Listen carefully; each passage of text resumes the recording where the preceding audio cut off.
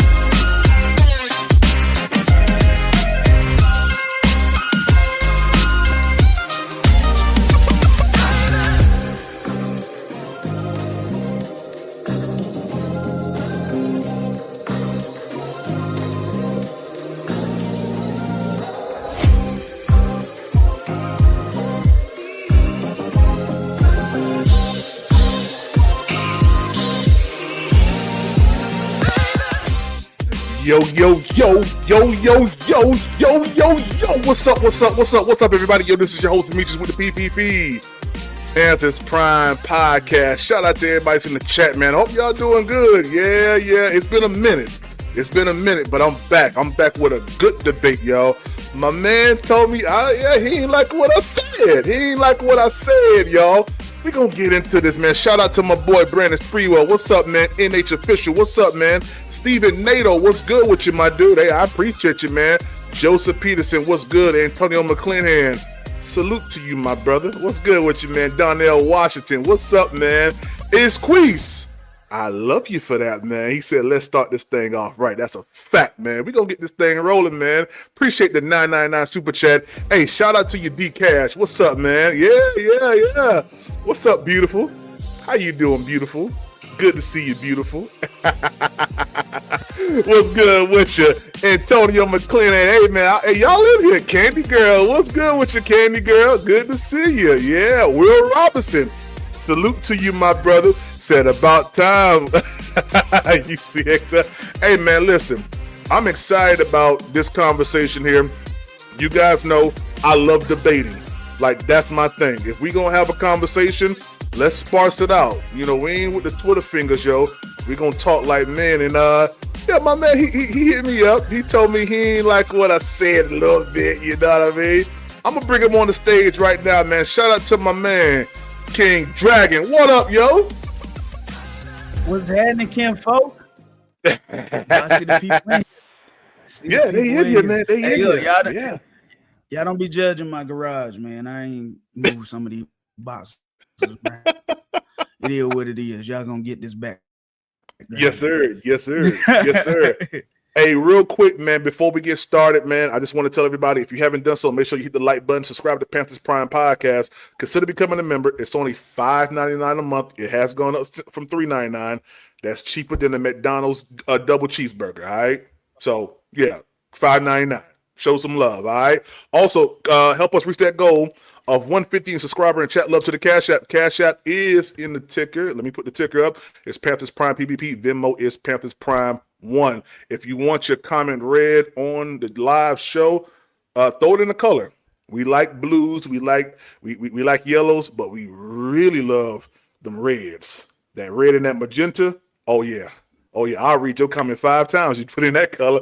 So if you love what you're hearing, you enjoying the content, show some love and support the channel. Now, real quick, I want to introduce, and I want him to introduce himself to everybody. King Dragon, the floor is yours, my brother. Tell the people who you are, and talk to them real quick, man. Honestly, I'm just a dude that be on Twitter, and I love the Panthers. But I also make music. So, I mean, I've been on a long music layoff. So, if you're looking for new music, I think I dropped 1 song this year. But shoot, I'm out here.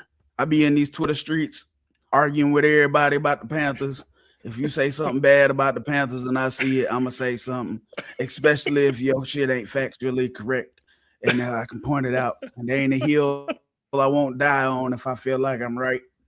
So absolutely, say it on Twitter. I'm gonna say something about it. And man, let me tell you, man, he came through with the strong veracity. He didn't hold back, and as a matter of fact, you guys can see the actual tweet that's on the thumbnail. But I want to do it a little bit more justice than what I've done it so far. So I'm actually gonna pull it up, and I want you guys to actually look at what King Dragon said to old PPP. He didn't hold back at all. He ain't hold back at all. I'm going to pull it up on the screen right now. So, I am going, before I do that, let me pull up, let me show y'all what I tweeted. This is what I tweeted right here, okay? I said, I don't understand why there's so much emphasis on hyping up Excel or hyping Excel up in training camp. I can care less what any second or third year player does in camp. I have tape on what you've done during the season, and it ain't good.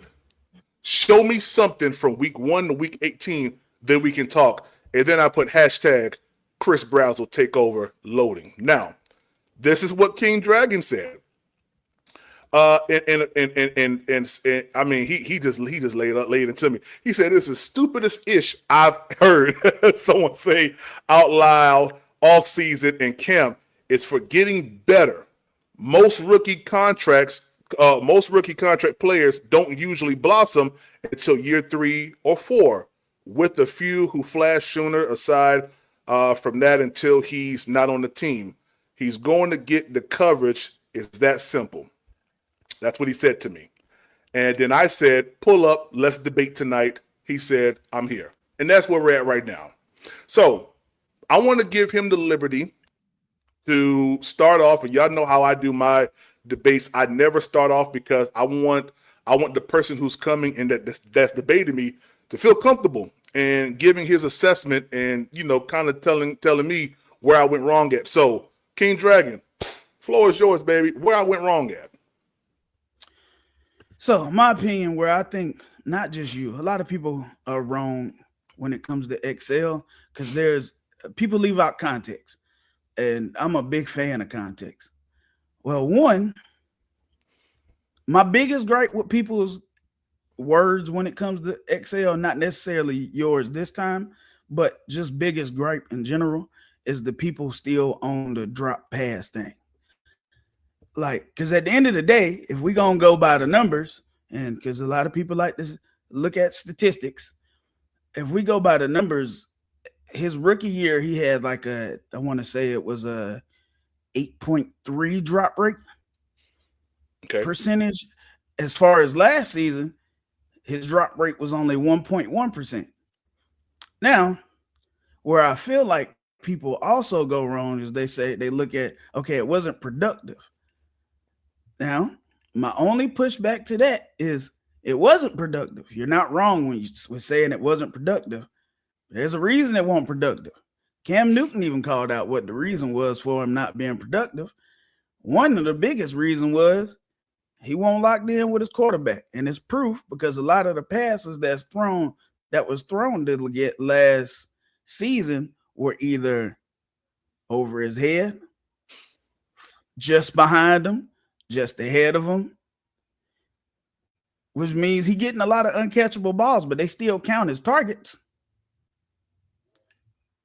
So to say he's just not producing, it ain't necessarily just he not producing. A lot of the passes, I seen one of the other podcasters, he did a Real Ball Watcher, did a film breakdown of every Legette pass of last season. And some of them were catchable, and he didn't make either. His problem last season entirely wasn't even drops. He got better with the drops, but then he had mental errors, not getting his feet down and bound, not lining up correctly. So I do understand the criticism of XL. I'm not against criticizing XL. What I am against is leaving out the context that there is some of this shit that ain't on XL. Now, my problem with your exact tweet was a lot of the coverage that XL has been getting, i.e. that catch he made in the back of the end zone. My problem with people saying that they don't want to see that kind of stuff is that's the exact improvement that you want to see from what he wasn't doing last season, which is catching the ball, not knowing where the hell he is, and not getting his feet in bounds. It don't count. It don't matter if you catch it if you're not going to be in bounds when you catch it. So for me, when you see him in training camp, even though off-season work, there was a lot of catching stuff, I'm like, some of those still look like you're not catching it in bounds. So when I see it in training camp and I see he put an emphasis on making sure he got his feet down and making sure he was in the white line, I'm like, why people still talking about it? Because that's a direct improvement for something he wasn't doing last season. I'm gonna leave it there for now. Okay, gotcha. And you know, the one thing that I love is you know, over here we love context. As a matter of fact, I'm probably one of the podcasters that emphasize context more than some other ones. Now, I think that maybe my position wasn't fully explained from this tweet. And I want to fully elaborate on, you know, my whole process and my thought process with Excel. So, full disclaimer, I never wanted them. It's documented. Live show for the draft when we moved up from 33 to 32 to get Excel. I was mad because I didn't feel like we needed to do that in the first place.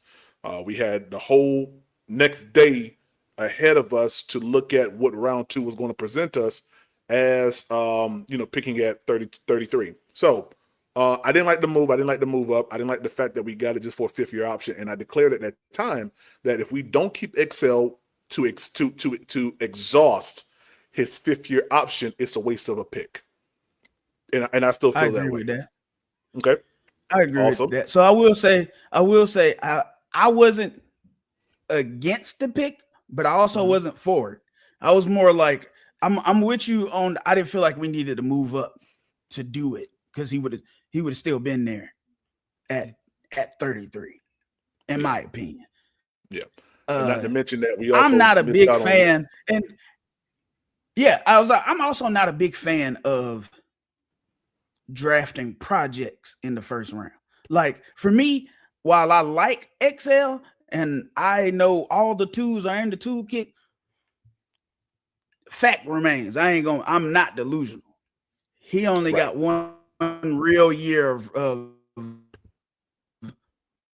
legit production in college, which means Excel is whether everything positive that you get from Excel is going to have to come from development, not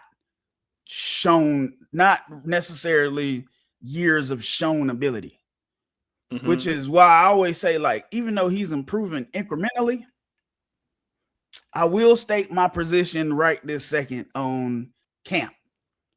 I think there's I think he makes the roster, but I think he in real hot water because the rate in which the wide receiver room is performing, he's going to have more days. Honestly, he need to have a whole camp like he had yesterday. Okay. So I hear what you're saying, and I disagree with you because camp to me means nothing. I'm going to be totally honest.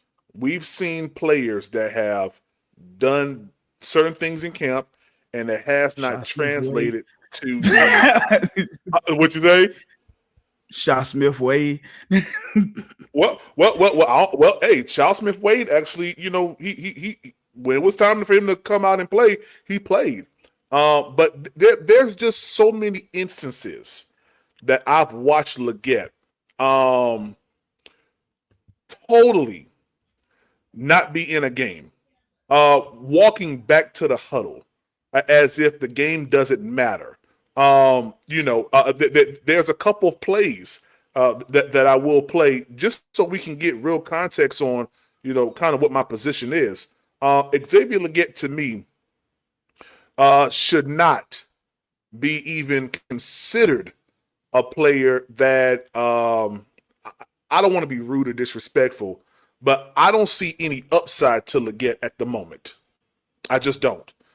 Every opportunity that Bryce Young presented to him and gave him the opportunity to succeed in, he squandered away. I can go back to the Philadelphia game where Bryce Young did all that he can do to get out of the end zone in Philadelphia and deliver a nice ball to Legette. And the end result was a drop, which would have been probably one of the best comeback plays of Bryce Young's career.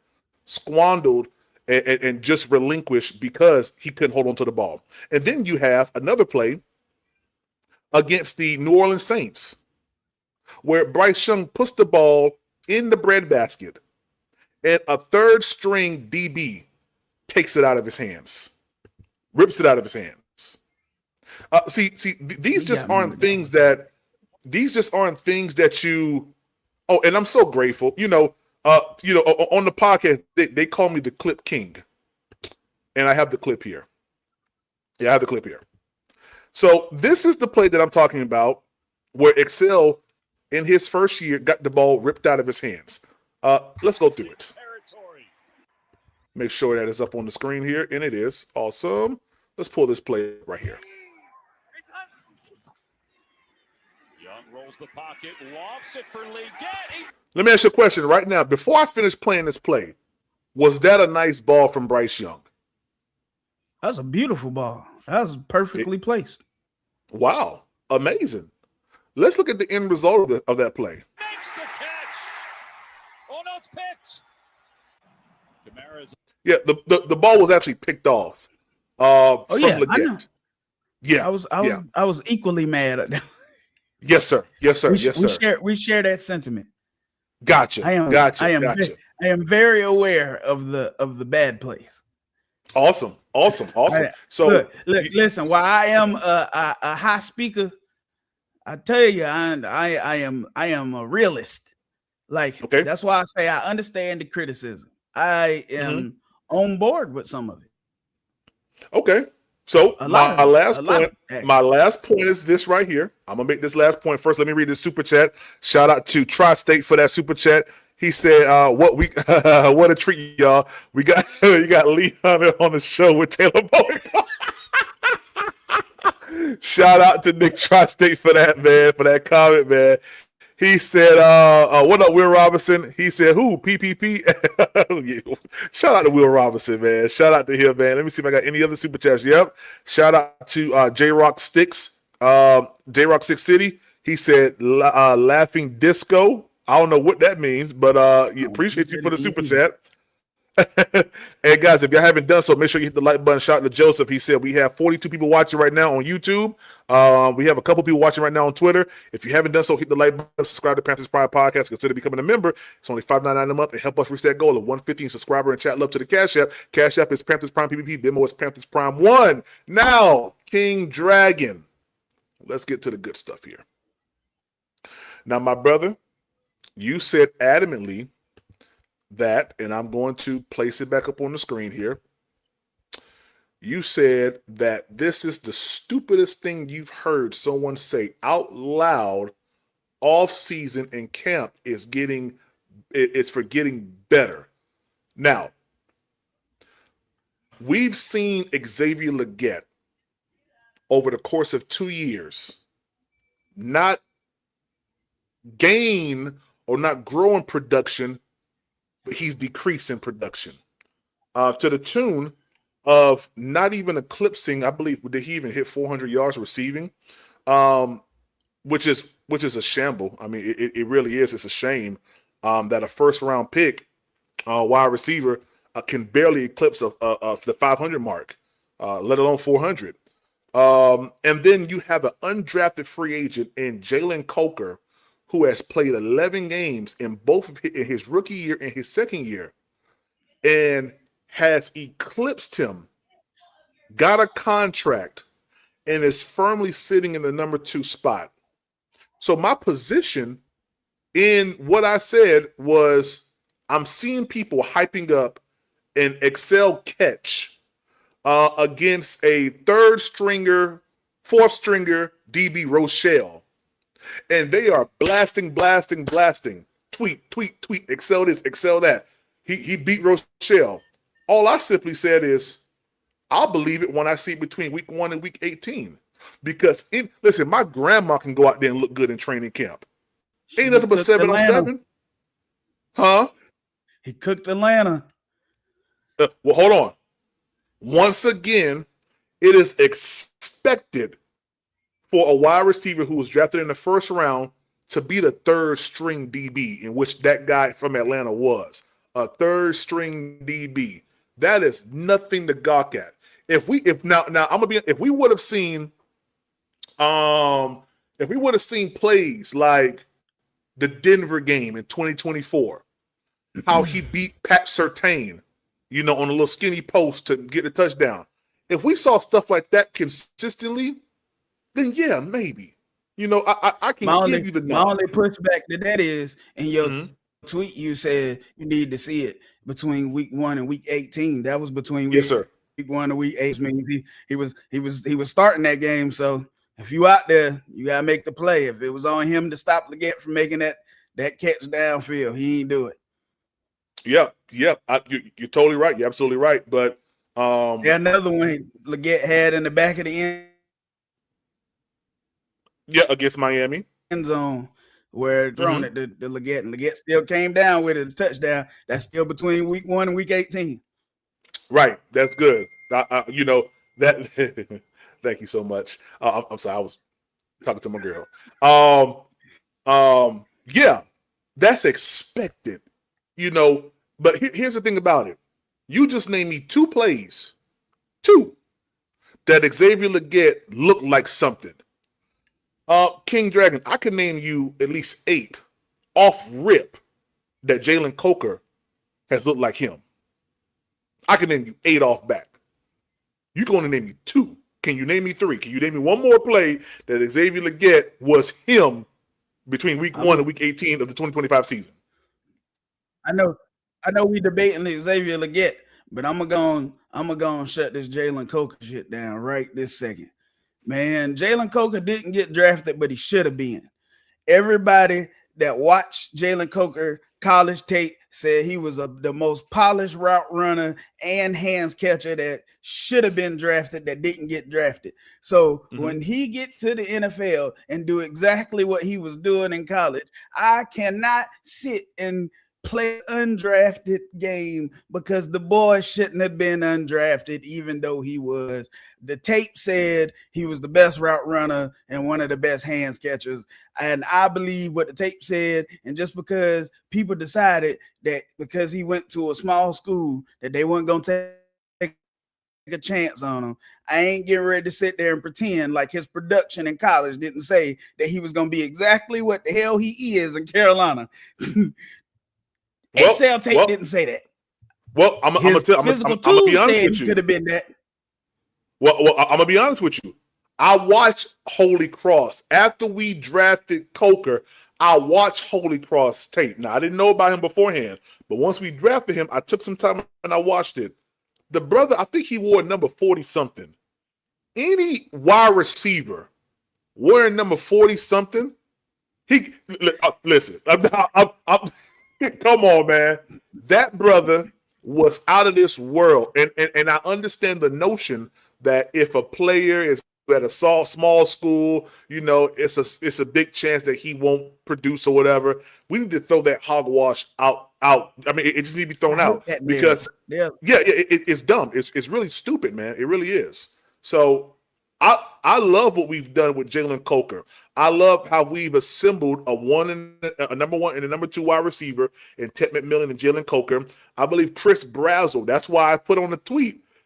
The Chris Brazzell takeover is loading because the clip that I saw of Chris Brazzell.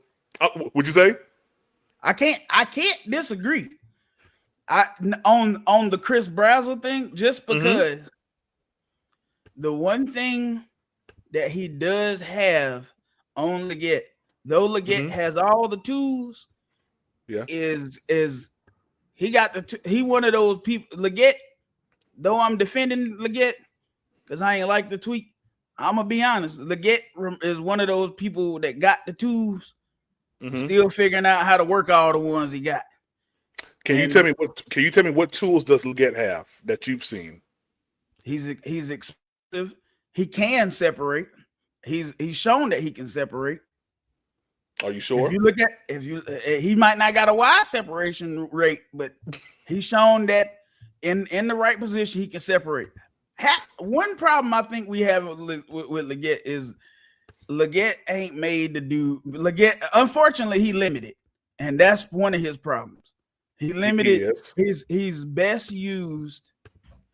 He's best used as in deep post and crossers, but we be trying to turn him into screenplays and gadgets, and they keep trying to make him Deebo Samuels Jr., and that ain't what he good at.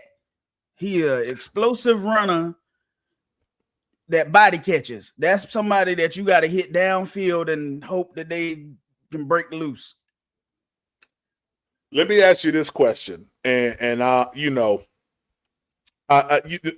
question that I'm going to ask you, if 336 was up on the stage right now, which I am going to drop the link, so that some of the people can come up and hang with you, man, get to know you a little bit, man. We know you do music, and we'd love for you to go ahead and drop a plug for your music, man. That's what we do around here. We don't hold back, man. We make sure that we help people out. I'm into cigars right now.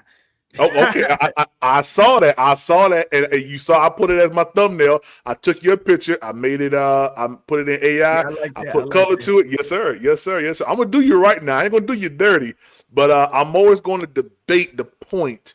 And the point that you made was that Xavier Legette has the intangibles, has the things that are needed. And I want to just ask you one question. I mean, just one question right now. Can you see my screen? Hmm? Can Legette do this?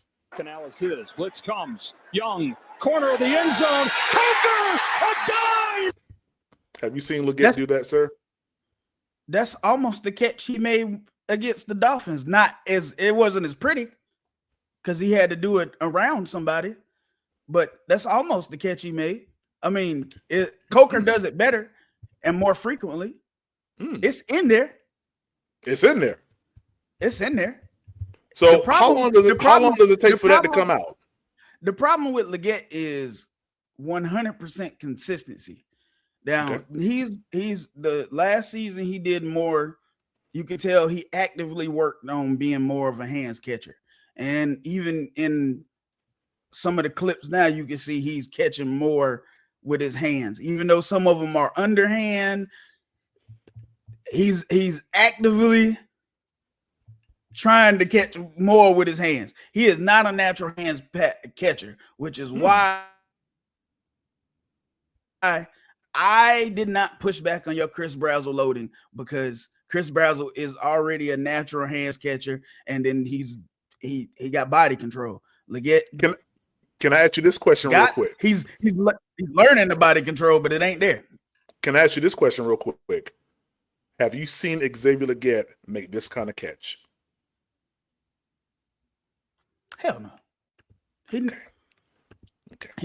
That's why he in danger. I ain't against him being in danger. I'm not even against a lot of the criticism. My point is, offseason and camp is where you supposed. Well, offseason where you supposed to polish your craft and work on the stuff that you ain't been working on. Which two things that he seemed to have done is take Cam Newton's advice and lock in with his quarterback. Which in camp they saying they got chemistry. The chemistry there, at least better than what it has been. Okay. From the clips they're showing. Okay. I get wanting to see it. So my last final question to you, King Dragon, I'm gonna let everybody come up. Is my position still the stupidest ish you've heard? As far as the coverage, yes. I still stand on the position of you stand on that. If you see a player that is actively committing to the things that they weren't doing, it's stupid to say why they covering it. Why wouldn't they cover it? If the consensus was his last year's consensus was he's having mental errors, he's lining up. I hate that shit, but he's lining up in the wrong spot and he's not catching the ball inbounds. Why the hell am I gonna be mad at seeing the clip of him catching the ball inbounds? You know, I will say this in regards to your point. If we get to week 1 and he revert back to not doing what he been showing that he been working on doing, your point is then it no longer. But then my point is null and void, because go ahead. You know, I am judging off what his issue was and the work that he clearly put in an attempt. I'm giving him credit for attempting to put in the work to correct what the issue was. Now, if it doesn't continue, when the lights come on, then I got to take the credit back, because now I'm giving you the point for it being an issue, you addressing the issue. I'm seeing that you doing the shit that you wasn't doing, but that's where consistency come in. Okay. Well, King Dragon, you know, I thank you. You know, I think this was an amazing conversation, and yeah, let me give a round of applause to my brother here, man. He came up on stage and yeah, he debated a little light debate, but let's give him a round of applause, man. Yeah. Give him a round of applause. The link is in the chat, guys. If y'all would like to pull up on the panel and talk to King Dragon, you know, kind of, you know, prick his brain, see where his mind is at. He believes in Excel to a certain extent. In week 1, we will revisit this against the Bears. Definitely to a certain extent. I'm in defense of him putting the work in and seeing signs of the work that's been put in. That's as far as I can go with it. And I'm willing to stand on that fuck. Okay. But like you said, it still got to translate. Now you can do all the work in the offseason if in training camp it don't start translating. We done seen them camp champions. Now we had a few years of Terrace Marshall. Now I ain't delusional. He was showing his ass in camp and couldn't show his ass once on the field. Now I'm not putting XL in that bag yet. But anybody, I'm a Panthers fan first. So I'll put anybody in that bag if you earn it. Well, I think I think he's earned that. I think he's earned TMJ and Jonathan Mingo to be labeled on him. I will give my point is I feel like I shouldn't have said stupidest because it was in my point. I feel like based off what the problem was versus seeing him putting in the work to correct the problem, it was stupid in that regard. Talking to the mic, but I give you talking to the mic. This motherfucker can definitely. This motherfucker can 100% go into the Terrace Marshall, Jonathan Mingo bag. And he is on pace. I'm just giving him the benefit of he worked hard, and it is also, while it is possible that he can still do some of the shit that he ain't been doing. Because this motherfucker, I ain't never seen a person that have one issue one season, fix that issue, and come up with a whole new issue the next season. Well, he might put it together this year. You know, the fact that you're not confident in the stance that you're taking now shows me that you have some reservations. Hey, listen, I'm confident. I'm confident in my point. What I ain't confident is, motherfuckers, look, that's still me betting on somebody to continue to get. You can put in the work for a little bit. I'm betting. I'm going on what I see. I'm confident in what I see right now. If what I see changes. And what have you seen? I mean, what have you seen from Legette? Because the last time that the Panthers played, Legette wasn't even on the field in the third and fourth quarter. That motherfucker won't. He won't. I'm just saying. That's when he finally look. That's when they finally quit. Honestly, I felt like they should have gave up on the. I felt like Coker should have got that starting spot sooner. Because while I am on the train of I feel like he can put it together, I also am a firm believer in you get what you earn.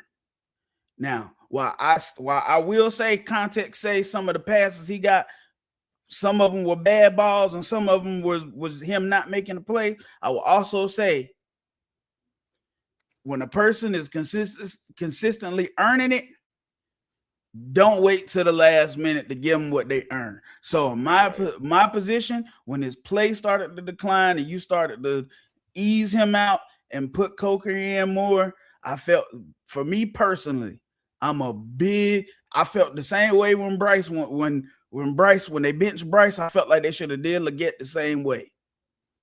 Because I'm a big fan. You feel like they should have benched Legette? Consistency.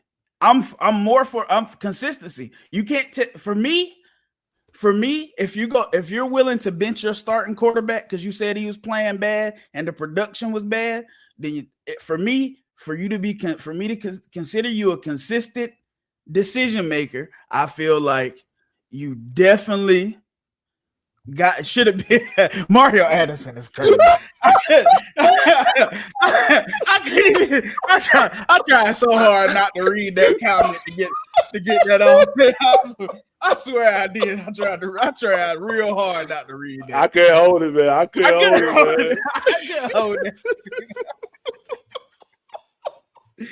Damn. What I was trying to say was, I feel like from a consistency standpoint, Canales has been very consistent about mostly everything, except when it comes to Xavier Legette. And I don't care how much you like a player. I like him, but fair is fair. If you was that willing to bench your quarterback 2 games into him with bad play, when his stuff started declining, and Jalen Coker started to go up, you should have benched him then. Okay. When you don't do that, you leave the door open for discussions like this, where people like me who go off what they see and what what the coaches say, because there are a lot of people in our fan base that's ready to ship Legette off. But if you just go listen to what the coaches are saying and what the GM is saying, they are high on Legette. But my problem with being high on him is, though I am judging him I'm judging him, 1, based off what I see him putting in the work, but 2, the GM and the coach already said they got him, he in the plan for their future. Now, just like I try to take what they say in the media with a grain of salt, because they told us after week 2 that before they benched Bryce, that Bryce was the quarterback, and then they benched him in the next day. So I do try to take what they say with a slight grain of salt. But they've been dying on this XL hill. So when you do stuff like that and you don't be consistent with benching players when they not producing, you leave the door open for people like me who go off what you say and what I see and say, well, I gotta look at the fact that he putting the work in. I gotta see he getting 1% better. I'm trying to see where your point going at, because you told me that my position was the stupidest position, and now you're saying exactly what I've been saying. That the Xavier Legette time here in Carolina is small. It's definitely small. It was small when Cam Newton said it to him. When Cam Newton put him on 4th and 1 on Radio Row, and he told him that you got to lock in with your quarterback, or else you're gonna keep. If he don't trust you, he not gonna throw it to you, and when he do throw it to you, it's gonna be off timing because y'all ain't got no chemistry. So that's why I say, me seeing him all season out in Mullins with Bryce, that's all right. That's one. You at least attempting to fix the chemistry issue. All right, let's see what else you're doing. But only reason that I'm even taking this position to begin with is because they put, even though I will also say, before I say what I'm about to say, I will also say the moment they draft Brazel, it got a little bit smaller because now you ain't got no room for error. He ain't got no preseason gonna say a whole lot. Honestly, what's really gonna say a lot is that motherfucking Hall of Fame game. Mm-hmm.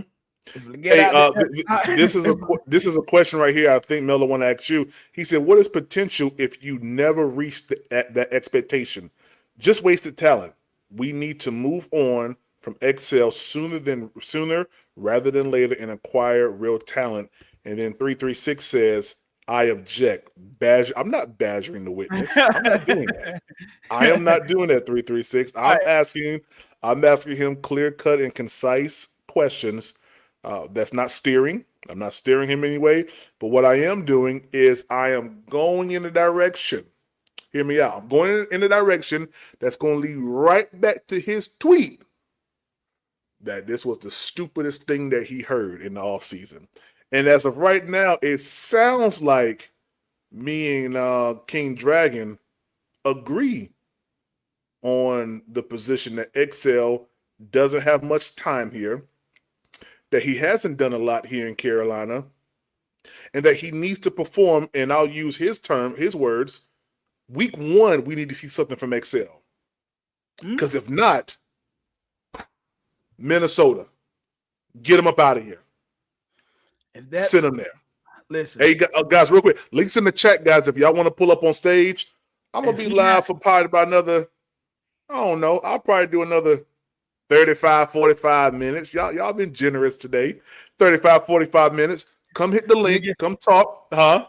Personally, I'm gonna go and tell you my timetable because while I support them, I'm putting the work. I got a very, very, very distinct timetable for how long I feel like his window is for the. Can you tell us? Oh yeah, 100%. I feel like if Legette don't produce something between week 1 and week 4, he traded by week 6. Y'all heard that, right? Y'all heard that, right? And I say that as a supporter. I don't look, but it's a production-based business still. Even though look, I can make all the points on context and why I believe you got it in there. But it's the NFL. It ain't Chris Brazzell catching stuff that's over his head. He catching the ones that's behind him. Yeah. So your leash got shorter the moment they brought him in the room. Yeah. Your leash was already short when you won't lock it in with the quarterback like you were supposed to be. Yeah. It only got smaller. While you are a hard worker and a lot of people like you in the building, I can't save you. You still, while I can say I see the 1%, they always say they trying to get 1% better. Well, I can say I see the 1% that you put in some work to correct something that was an issue last year. I can't deny the fact that the issue you had last season is a new issue that you didn't have in motherfucking season 1. While I can tell you that you got 1% better, you took a step forward and back simultaneously. You really didn't go. You didn't go nowhere. You showed a lot of flashes, but you had a lot of mental errors. Now, I will also hold Legette to his own words, because based off something you said, he be walking to the huddle and all that. Now I'm gonna hold him to his own words, which is if you watch the 101 he did with Sheena Quick the other day, he said himself. This is from him. I'm listening. I'm listening. Go ahead. He said is one of the things he worked on in the offseason, aside from ball skills and those things, was working on making sure he stays even keeled no matter what's going on. And he admitted that there was times when stuff was frustrating him and he won't having the right body language.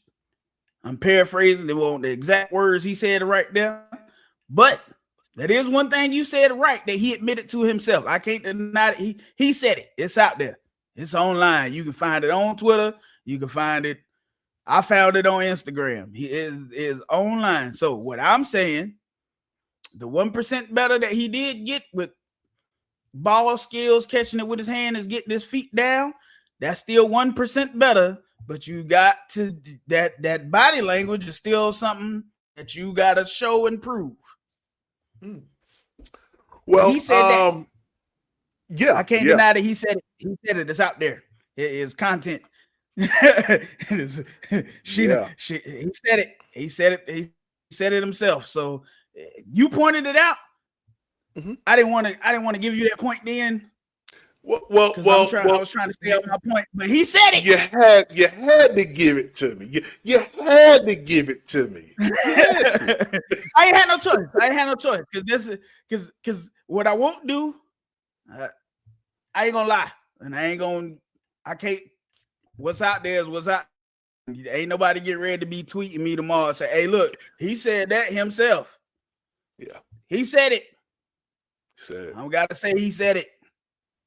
He said there was times during the season where when he was frustrated, he was letting it bother him. And you pointed out sometimes, and there was clear times that you could tell he was frustrated.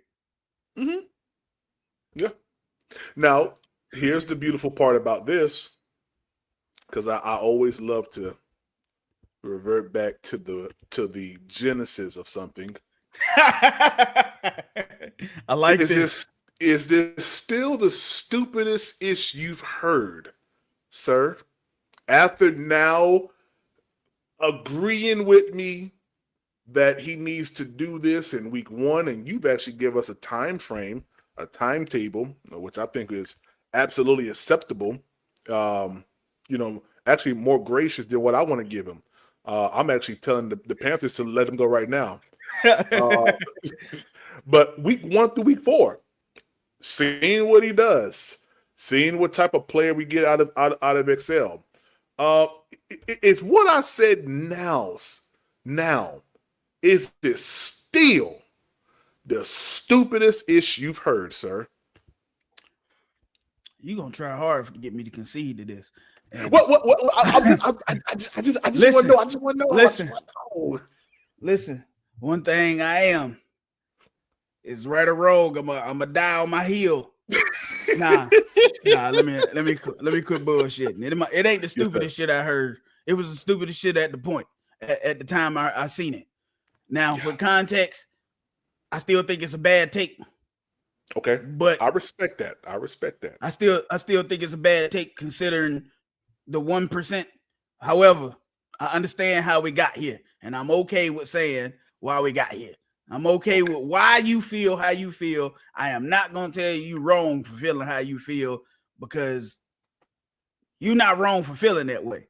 I am just choosing to give him credit for the 1% better.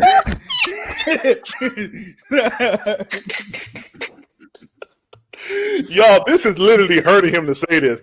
I can see the pain in his eyes, y'all. Goddamn right.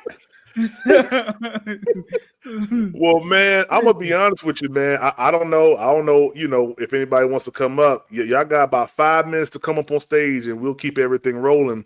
But man, this has been one of the better, I guess you can say, debate. Now, I want you to, when you get the opportunity, go back and look at my last debate that I had with somebody.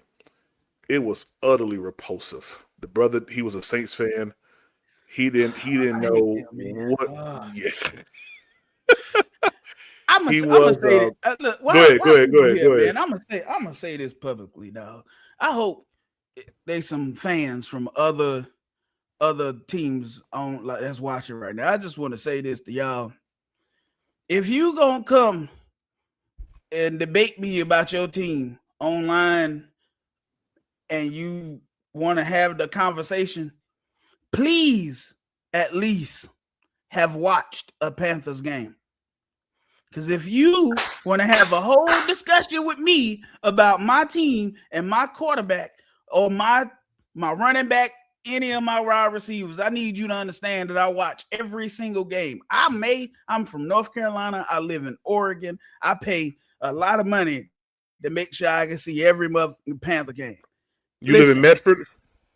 Nah, I live in Eugene. I live in the land of the Ducks. Yeah. You right before you cross into yeah. And Mount Shasta. I got you on I-5. I got you.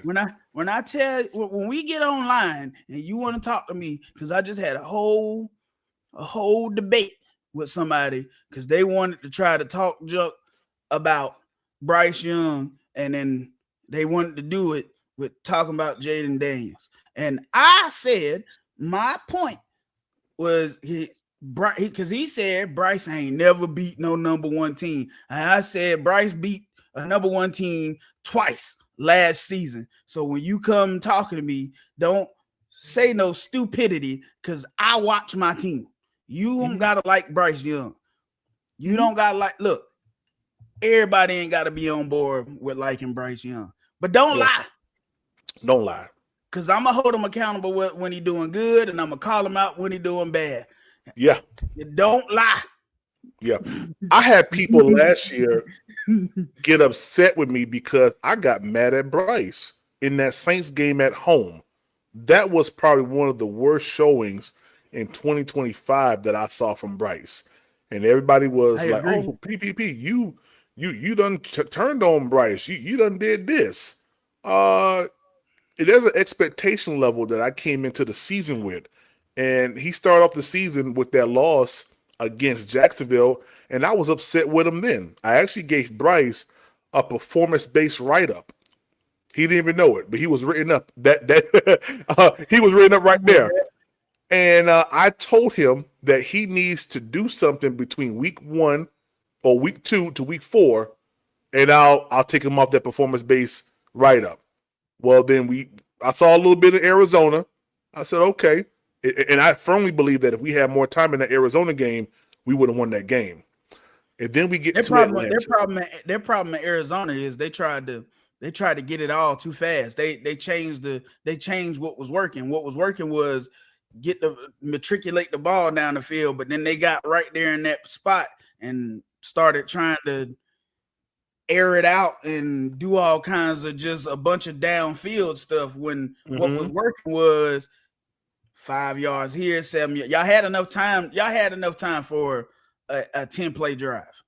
Yeah. And shout the big. I'm sorry. Oh yeah. No.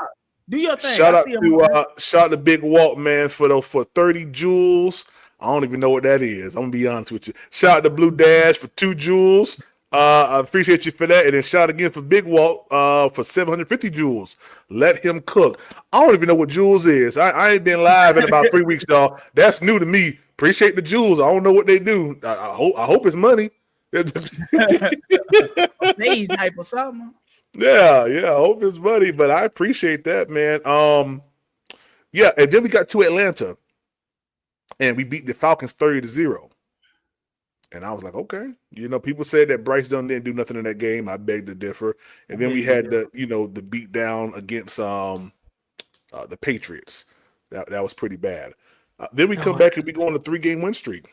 Dallas, Miami, and then Jets. The Patriots game pissed me off, though. I ain't even gonna lie, because personally, I feel like Canales got punked. Mm-hmm. Because it felt 100% like when he let them dictate what he was willing to do. Mm-hmm. And you can't handcuff your offense, because the moment you become predictable, it don't matter what players you got out there. If they can predict every move you making, you end up with a 54-yard game. That's how you end up with 54 yards of offense. Mm-hmm. Yeah, that's a fact. You can't let a team dictate what you're doing. Now, I will still say there were some plays that was out there that could have been made, but still, at the same time, you can't handcuff the offense. Yeah, I totally understand. And you're talking about the Seattle Seahawks game, right? They did it. Yeah, I was about to say they did it twice. They did it against the Seahawks too. They did it against the Patriots and the Seahawks, where it was like, soon as it seemed like the run game won't work, and he just like abandoned ship. I don't know what the game plan is no more. We just out here trying stuff. Just he pulled the Cat Williams on us. Trying shit won't work. Trying shit.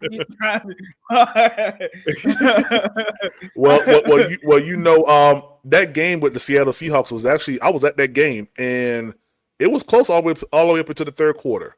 And then once we got beyond the third quarter, that's when the dam just broke.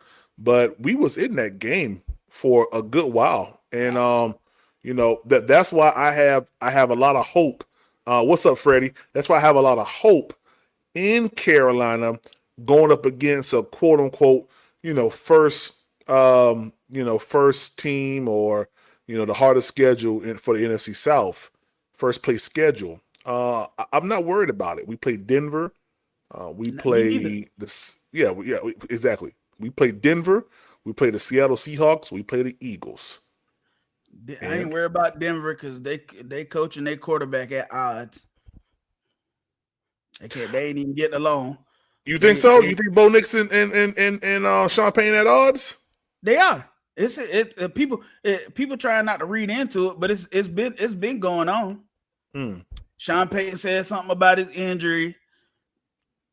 Bo Nix came out and said that Sean Payton shouldn't be discussing his health publicly. Sean Payton came into the preseason, said something else about his health.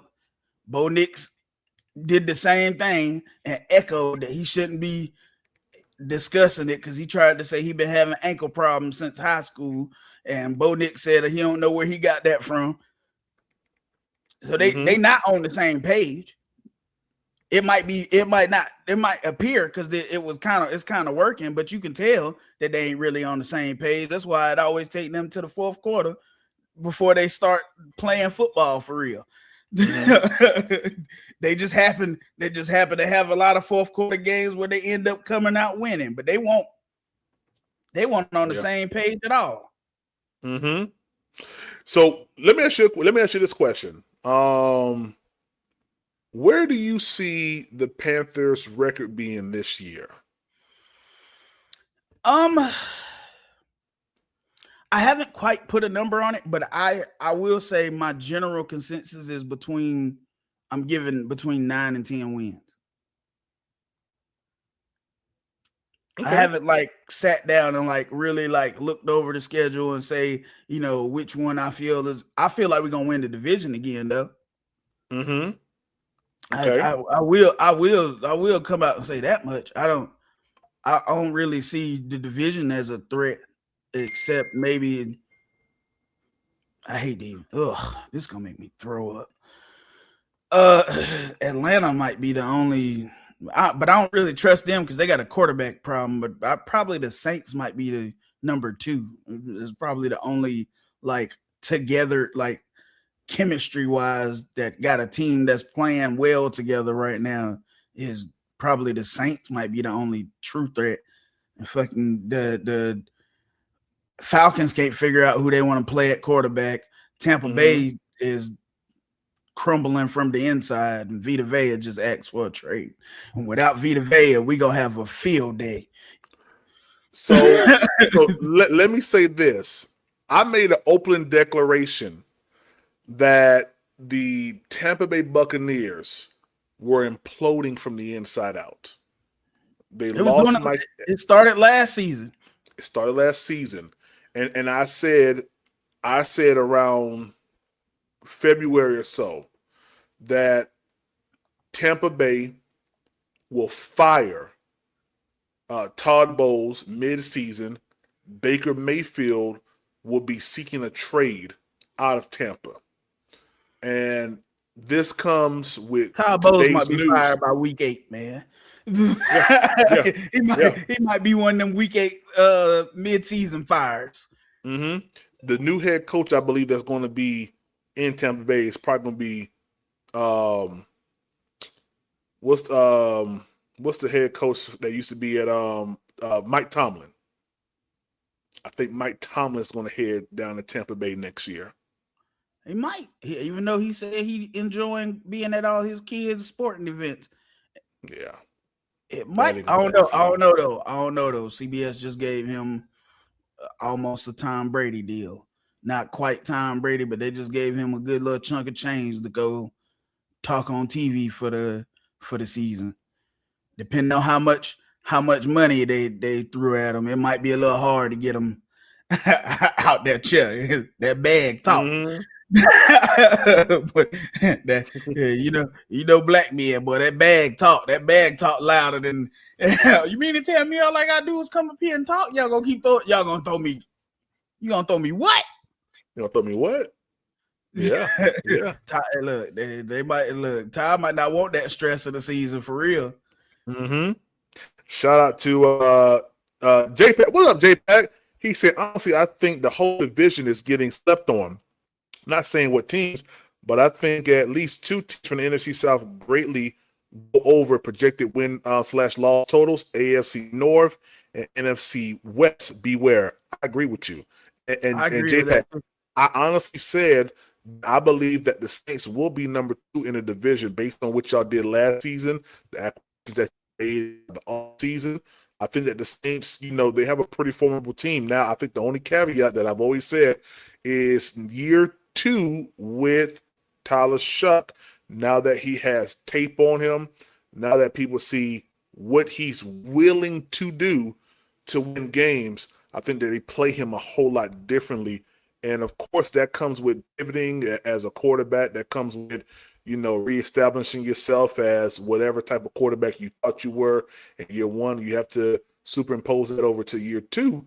But I think that the Saints have an opportunity to be number 2 in the division. I I'd firmly say believe that that the just Panthers based are off going to win the division, though. they're the only other team outside of the Panthers that has the least that has the most retention.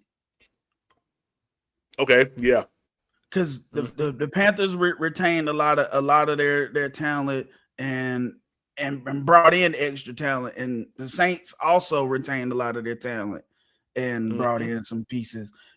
The only 2 teams that didn't was Tampa Bay. All they did was lose people and continuing to lose people, and the Falcons got off the field drama and a quarterback competition. So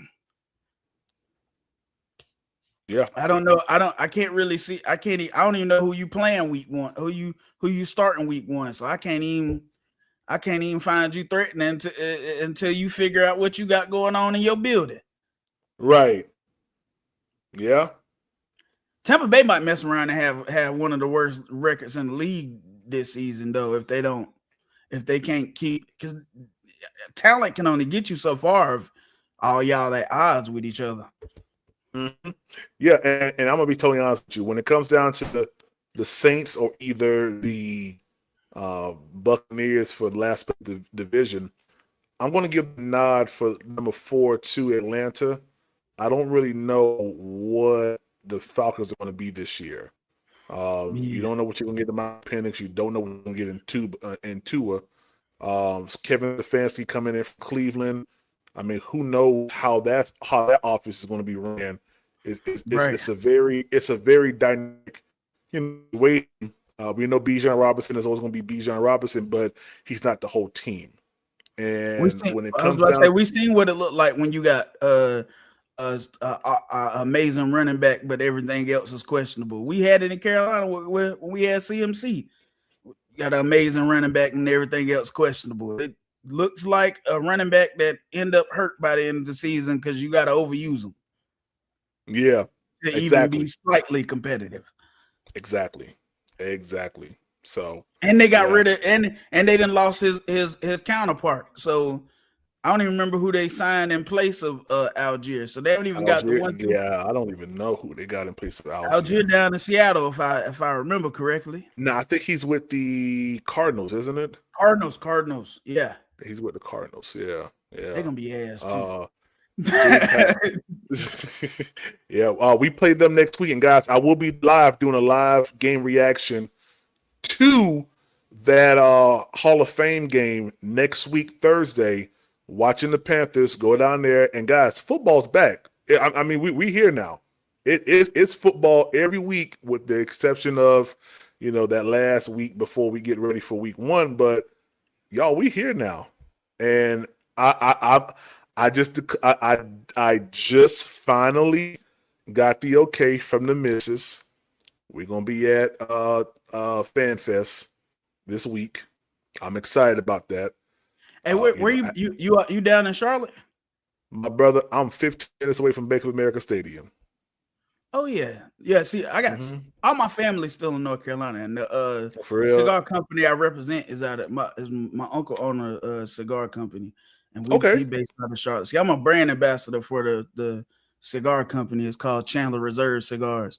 If y'all any of y'all in the chat in the cigars, my uncle is local in Charlotte, so if y'all into cigars and you want to tap in with some, I can patch it to ChandlerReserveCigars.com.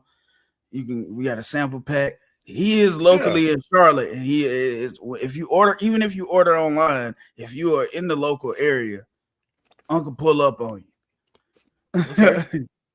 Yeah, no, absolutely, man. And we around. If I know there's some people that do. I don't do cigars, but there's some people out there that does do it. That's here in the chat, man. So I want you to do me a favor. Do you guys have a link for where they can go ahead and purchase that at? Yeah. Let me pull up my phone real quick. I can. You can drop it right there in the chat. Why y'all ain't want to come up on stage tonight? Now y'all done been on everybody. I ain't been live in about 2-3 weeks. Why y'all ain't pull up on me tonight? Why y'all treat me like the bad stepchild? Ain't nobody hit the link. Ain't nobody come up and say, "Hey, PPP, welcome back. You've been gone. We miss you." Y'all do me dirty. Y'all do me dirty. Shout out to Big Wall. He said, "Oh, word PPP, I'm gonna have to hunt you down." Yeah, man. Yeah, man. Me and the miss gonna be out there for Fan Fest. I had to get okay from her. I know y'all think that. Look, yeah. What's up? I'm married too. My wife and that, she just got done cooking. I'm in the same boat, dog. I was like, "Hey, look, I'm about to go to the garage. I gotta do this podcast thing real quick." Look, we in the same boat. Gotta get that okay. Yes. Hey, but I do want to say I appreciate you bringing me on your platform and doing this thing right here, though. If you ever, even if it's just to talk some ball, man, look, man, like I told you, I got this stuff in here, and I don't ever mind popping in doors. I told you I've been thinking about getting into the podcast space anyway. So if you ever need me to pop in, you want to chop it up, we can yell at each other about something. Absolutely. J Rock, what up, yo? Howdy, y'all. Howdy. Man, you know it's late, man. It's 10:22. Man, I'm getting old, man. Can't be doing this all night and stuff now. Oh, no, I'm not going to do all night because I got to be up early in the morning. But, yeah, I had to go live. I never miss an opportunity to debate. And I love it. It's never contentious. Unless I'm debating like the Saints fan that I did a couple weeks ago with his horrible display of tech that he, two things. I really enjoyed the guest that you had on today, and another thing. Side note. Whoever you got into an argument with earlier in the evening, about like 5, 6 o'clock, I was actually at Smithfield Chicken and Barbecue, and I had y'all on speakerphone.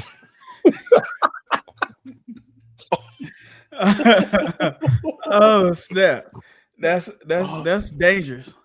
Yeah, it was it was a rather colorful conversation. I'm glad y'all got it hashed out, man. I'm glad y'all got it hashed out, though. Well, I just, I know I'm the type of person that when I debate, my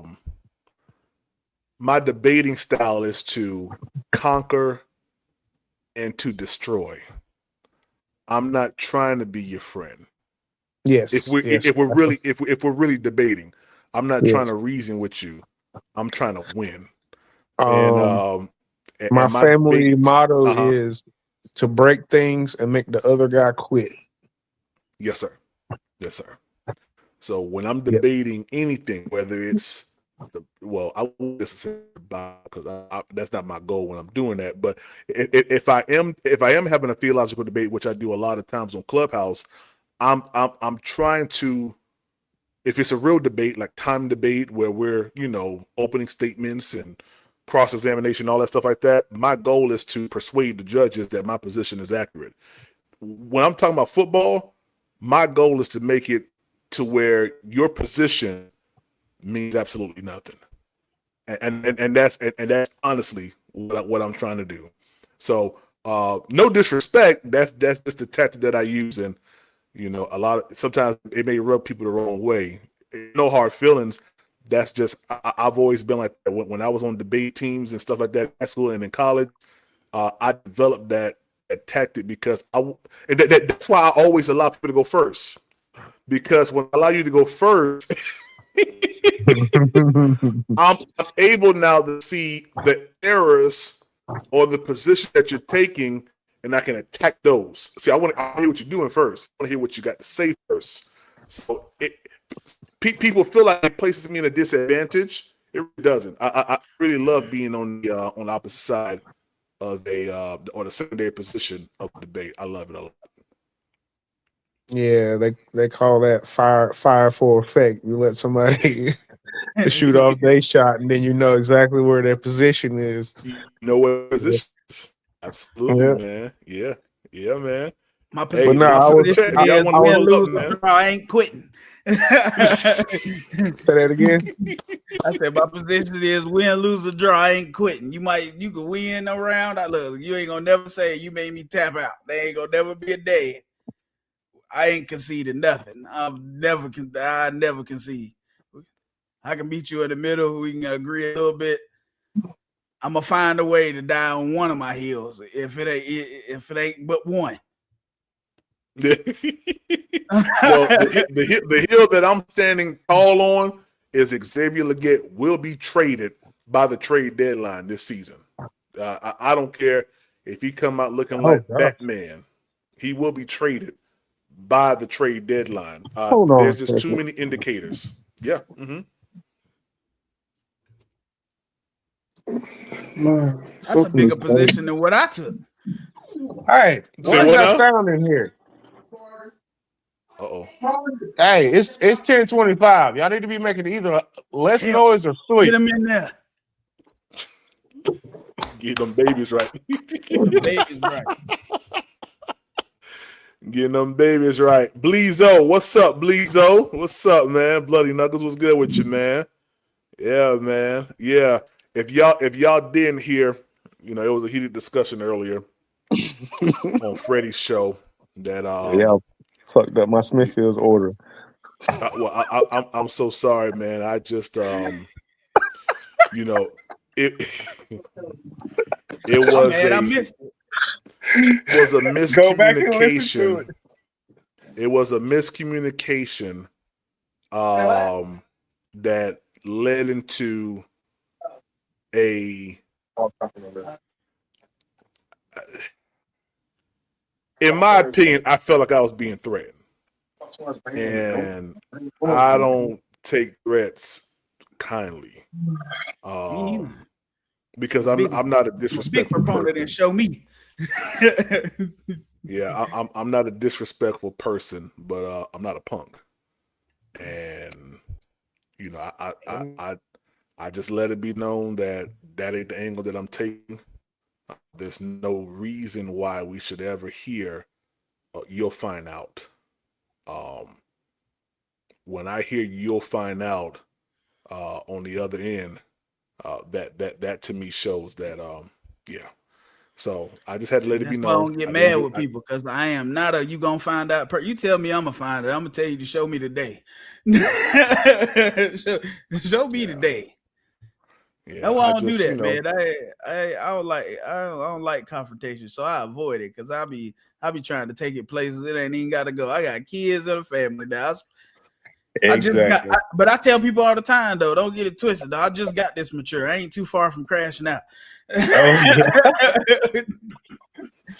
Yeah, I've been mature for a solid 3 years. That's not a lot of time when you spend a whole lot more time on the other side of being a crash test.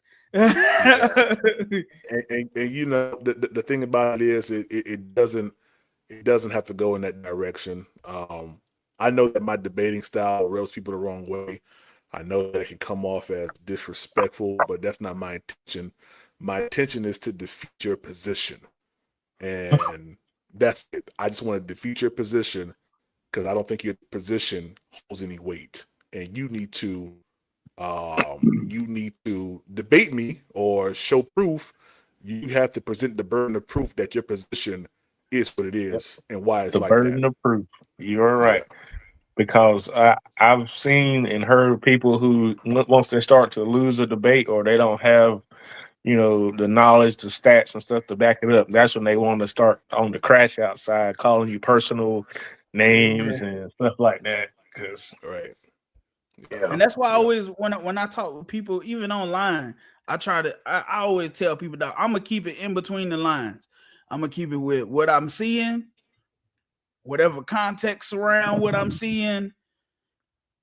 And I ain't never going to take no personal jabs on nobody. But if you take it there, I am petty. Well, I will take personal jabs at people, but because y'all can look at the thing, because I'm on a bunch of different shows sometimes. I mainly just listen and stay in the chat and stuff. But like, if I feel like I'm wrong or somebody is upset with me because something I said, I'll apologize because, man, I done seen a lot of bad things in my life, and I done been a lot of bad places. So I don't need that extraness. Right. Yeah. I like and for what me, man. J. just said. Yeah, and for me, man, I'm along the lines of this. As long as it's not about my woman, or directly affecting my children, we good. Like you can talk about me. You call me anything you want to call me. Dog, I tell people that all the time, dog. You can say whatever you want to say about me. I can take a joke. I can take some roasting. I just got out the military not too long. You think I ain't heard crazy stuff, dog? And I grew up in North Carolina. I'm from Robertson County, dog. Look. Oh, Rob Coe in the house. Dog, I look, they ain't nothing you can say to me and I ain't heard in some form. So I got you. You definitely like that's why I always tell people, I don't care. You can tell me my point wrong. I don't mind being wrong. And if I'm wrong and you can prove I'm wrong, I don't mind apologizing if I said something out of pocket. Yep. But what I ain't gonna be the first to take it out of pocket because that ain't what I do. That ain't never my style. So when I say Bryce Young is elite, what do you say to that, King Dragon? I say Bryce Young has elite qualities. Oh God! Now, only reason I won't go out the window and completely say elite, and because I'm huge on Bryce. I'm a Bryce defender. Mm-hmm. They tell me that all the time. My only pushback with calling him elite is just the consistency. Okay, that's fair. That's it. That's it. As far as pocket awareness, putting the ball where it need to go, Bryce got it. Got it. People be trying to come for him. Look, Bryce got it. You can't. One thing you can't coach is clutch gene. That's either in you or it ain't. Bryce got it. Now if he mess around and put it together for a season, look at PPP smiling. He know what he's doing. If he mess around and put that thing together for a season, because he already done shown he done got better every season since his rookie year. He done got not even incrementally better. He's taking large steps large. You had the first word correctly. Incrementally. Dog. You can't. Right. His pocket awareness is elite. His dodging of he got his own move that they telling people they should teach in college. His little shoulder shake where he dodged the tackle and throw and it's elite. It's elite. Little shoulder drop. Shoulder drop. Yeah. If he mess around and do it for a full PPP, season, stop putting your face so damn close to the camera. If he mess around and put it together and get the yard numbers to match what he doing on the field, it's gonna take a whole lot to shut people like probably me and PPP up because. That's the only Freddie, thing. If you don't like what he's saying, Freddie, come on stage, Freddie. If you don't like what he's saying, yeah. Hey, get Bloody on here too if you can. Bloody with Cheryl. He's cool. Bloody? Yeah. If Bloody's still in here. Shoot. God damn. Hold on. Snap. Wait a second. Oh, but anyway, Dragon. I don't know if you saw in the chat. Shit. Are we serious right now? Bill Kid. What's up, baby? What's up, y'all? The man. What's going on? What's going on? The What's up, J-Rod? Mr. Prime, don't you dare. Yes, if I could take a word from Q, don't you dare sit here and call that man elite. Facts. Elite. Big facts. Big E. Mr. King Dragon, what's going on? I'm just meeting. I'm Bloody Knuckles. Nice to meet you, sir. What's going on, J. King Rob, Dragon? what's happening, homie? Another day. Hey, A J-Rock, shoulder roll is being I called elite appreciate the because he drops support in the pocket and earlier. has a move. That's crazy. Well, hold I on. don't see how that's Well, elite. hold on. The King Dragon. You have Bloody, who is against position, and I think it's beneficial that you two have a conversation. So I'm gonna let y'all two ISO. Go ahead. Oh Okay, my King God. Dragon. My thing is this: why do you feel as though Bryce Young is elite, like PPP so eloquently said? See, you pointed out the shoulder roll. Listen, I ain't the one who said the shoulder roll need to be taught to every college and high school athlete that play quarterback. I didn't say it. Mm-hmm. A Hall of Who Famer said said it. I don't even remember his name, but he said it during the game. He said every high school and college quarterback need to be shown how to do that shoulder roll. So, because a high school guy not high school, a Hall of Fame guy said that a move that he did that college quarterbacks could use, and I could agree, you know what I mean? That's a way to dodge getting sacks. I'm not saying that's a bad thing. That's good. But that does not make him elite just because he has a shoulder roll as an I mean, that ain't escapability. what making him elite. That's just one of the qualities I feel like it's a great thing that he got.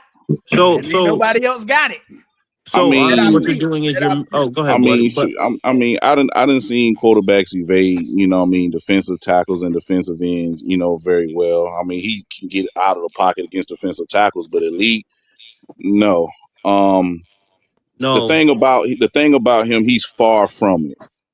One thing, we got to stop with this if. This if thing in our community is a detriment to our fan base, and it is quite rather ugly. One thing about him, can he make some good throws? Yes, he can make good throws. I'll have acknowledged this.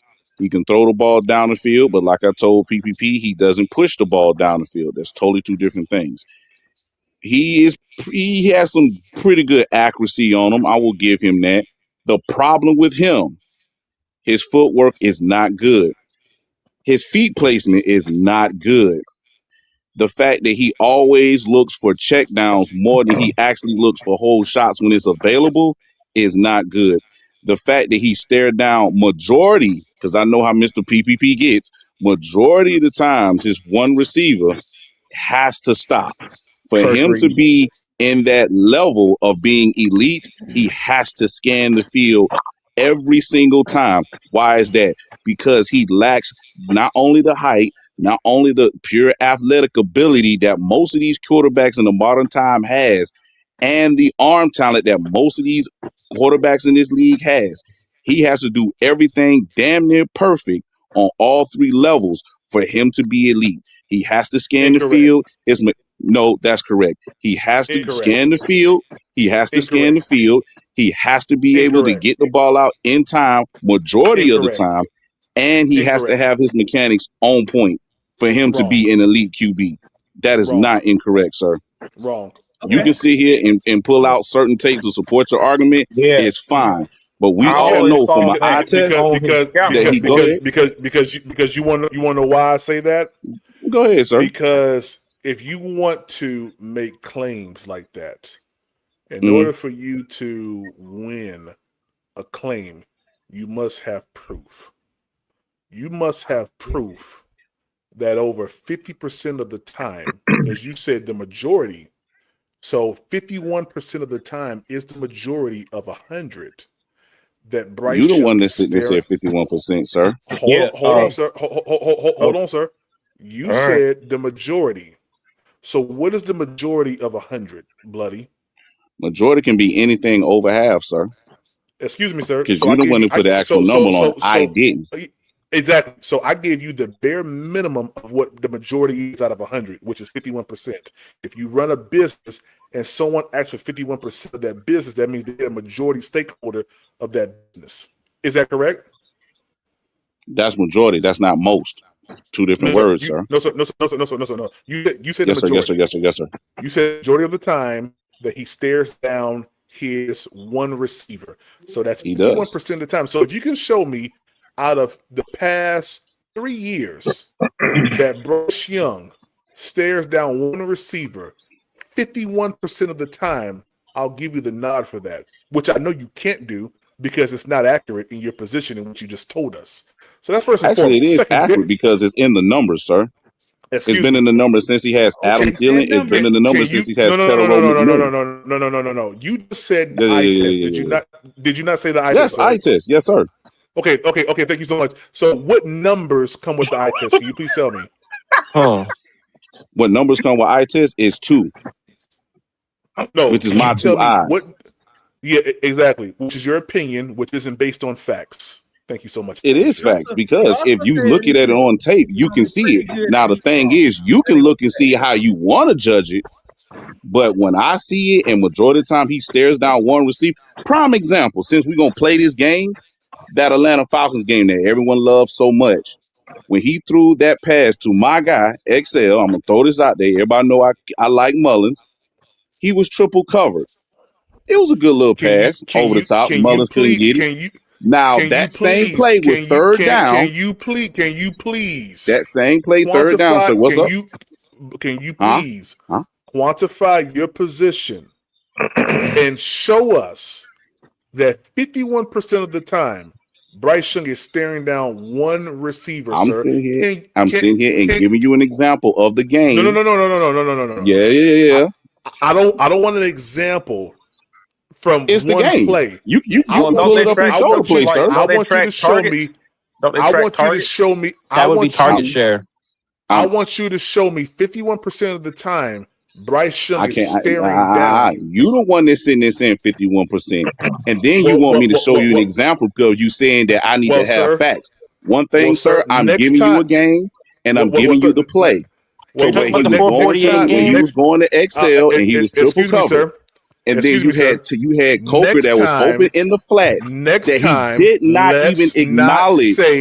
Next time, he did not acknowledge. He sit there and look straight down the field instead of scanning the field, just like I said, sir. Excuse me. Do I need to use another example? No. You need to use your words more wisely. Why not? Because you need to use I don't need to use my words more wisely, sir. Yes, you do.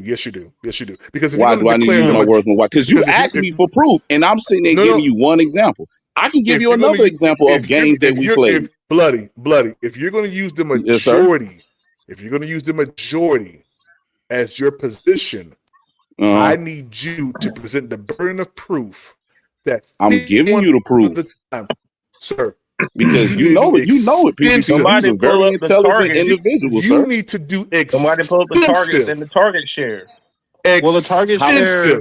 Are we talking target share between wide receiver 2 and 3? Hold on, Freddie. Wait. Target share is not the same as what Bloody Knuckles is saying. He says that when the ball is hyped, that Bryce Young stares down one receiver. That is not going to be indicated of the time. Which is why I said 51% of the time you need to show you say 51% of the time. You want that exact number. I'm actually giving you an out if you really look at it. I don't need an out. I'm sitting there and I actually gave you the play what I'm sitting there and talking and telling you. Good with deep balls, but statistically speaking, Bryce Young is in the top 10 of percentage when it comes to deep ball throws. Oh, you talking about that big time throws that from PFF? I didn't heard about that for months. There's a gigantic 3-letter word that's attached to that deep ball throw because it's a small sample size. It's a small quantity. What, 22 passes? Play. That's what 22 times.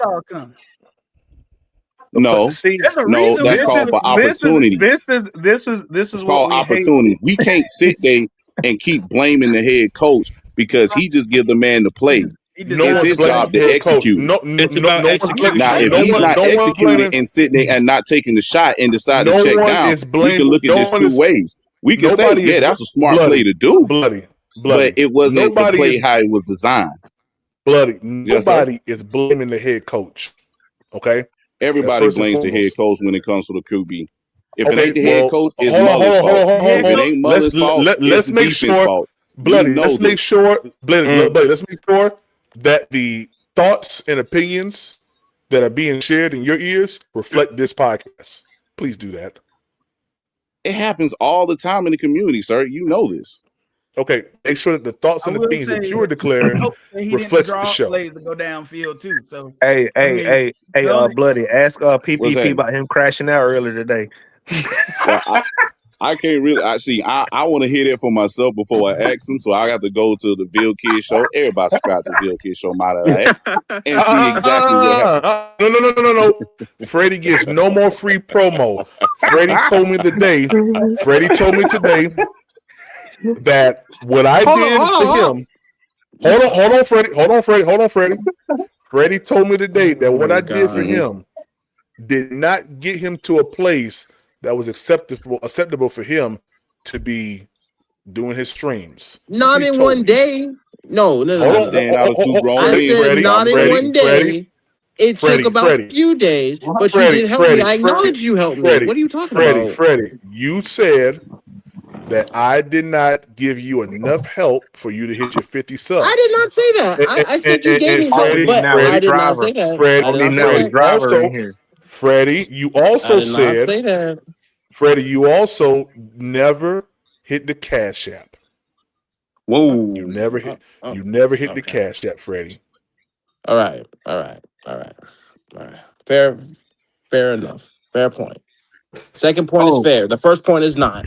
But and by the way, Freddie, just to let you know that I was listening. I'm glad that you got everything squashed and handled with your mom because like I ain't got mine anymore. So that like relationship, man, you got to make sure that shit's tight, bro. All right. Yeah. I know. So yeah. It's just the thing. So Freddie, the Cash App is Panthers Prime PPP. The Venmo is Panthers Prime 1. I think I allowed you to drop the link a total of 15 times. That is first off, go pay for the one for me. Hold on. No. Go pay for the one to do it for a few times. I did it. And then everybody else did it. And then you even did it. And I said that you did. It just took a few days to get there. I never said you didn't help me. How many times? Now, Goat paid for, 2 or 3. He paid for like 2 or 3 drops. Okay. Yeah, he did. He paid for like 2 or 3 drops. Hold up. I gotta welcome. Oh man, this is about to get crazy now, man. There's a couple of people in my life that actually know where I live at. And one of them is my girl. The other person is my best friend. Yeah. Hey, it's Quantum. It's the founder's father. Will Robert. My show. My dear brother PPP. What's good, baby? How you doing, sir? I'm doing great. I'm elated. I'm excited about the Carolina Panthers. How about yourself, Quantum? I'm doing well. What's up, Freddie? What's up, my dear brother Bloody? What's up, J-Rock? What's going on, founding father? How's it going with y'all this evening? Hey, nice to meet you, my brother. I didn't get your name again. What's happening, baby? How you doing? That's King Dragon. That's King Dragon. Nice to meet you, King Dragon. Hey, I like him already, PPP. I love him already. Yes, sir. He's on the right track. Yes, sir. Proceed, guys. Proceed. Please proceed, gentlemen. Yeah. We were actually on the trial of Freddie. Howdy. Not cash-apping or showing love for the numerous drops that happened on my show the week that he started his podcast.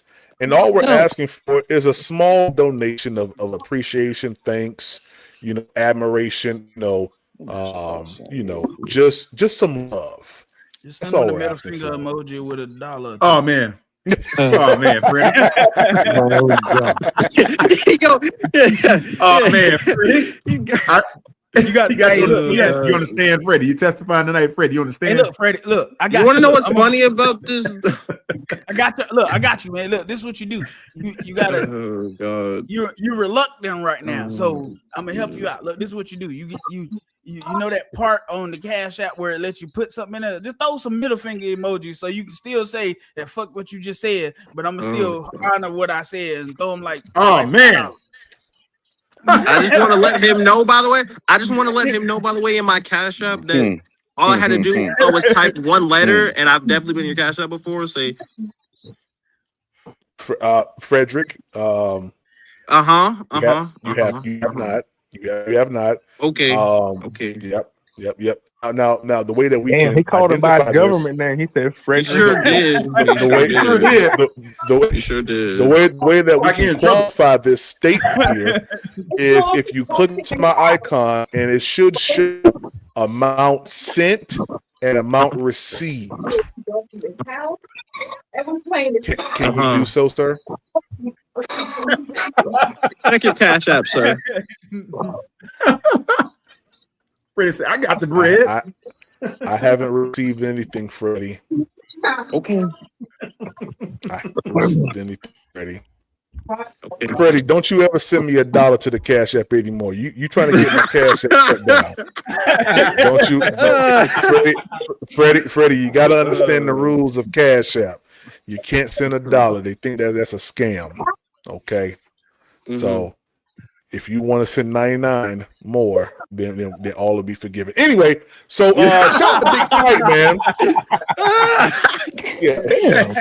Gas prices is $4 a gallon. PPP like I'm gonna need 99 more dollars. Man. I gotta fill up more. Hey, listen, man. I got a lot of things I got to take care of. I got a wedding that I'm about to start planning. I have kids and stuff, man. So yeah, man. So yeah, I need the munions. But anyway. So shout out to PPP. My boy Quantum. Yes, sir. Yes. I swear everybody here has a beard. Beard game is strong. Hey man, some of them gray, some of them black. I can't be like PPP yet and get an all black one, but I'm working on it. I mean, we got in the morning. Got some grays in there. I throw a little something in there. There's some grays in there now. I ain't got that. I don't know about that one. That's what the Cash App's for. That's what the Cash App's for.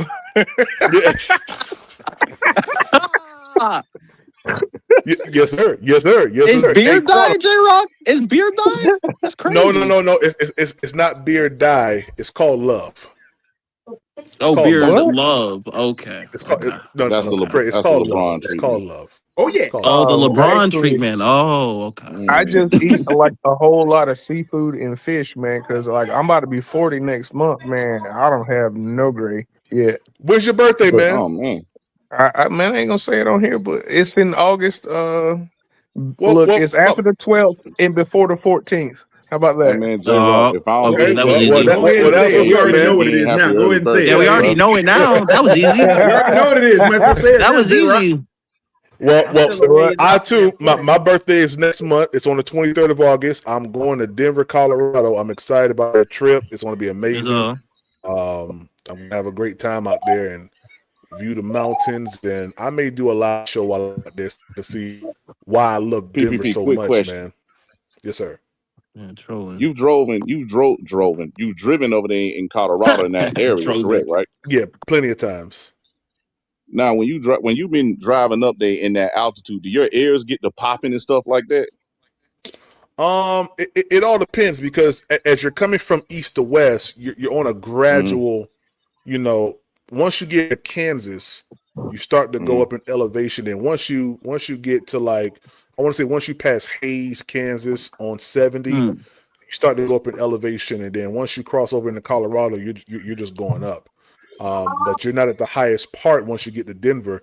You actually go up higher once you get towards Breckenridge and a place called Idaho Springs and Vail, Colorado. All those places like that, man, it's actually higher in elevation. And I've actually been to Eugene. Once you go past Salt Lake City, you go up towards Ogden, you hit Boise, Idaho, you come down through the Grapevine, and then you run into Portland. All that is beautiful elevation as well. I've come down I-5. I've dropped into Mount Shasta and also a city called Weed, California. I know my boy know where that's at. So I've been all over there, man. I've been all over. Interesting. Yep. Cole, what up, baby? And it spells just like that too. Yeah. What's going on, T. Cole? It's going like that. What's happening? What's up, T. Cole? What's up, man? I can't thought he was going to get up out of here early. We were wrong. Yeah, you was wrong. We all gonna be late for work tomorrow. No, sir. I won't. That would not be my testimony, no, sir. I'm gonna get down a little bit. I might not be Bloody. You stay right there, Bloody. You stay right there, Bloody. You stay right there, Bloody. What you said, King Dragon? I'm not underage, so it's not kidnapping, so I can't leave in my own free will. So you ain't going nowhere. You ain't going nowhere.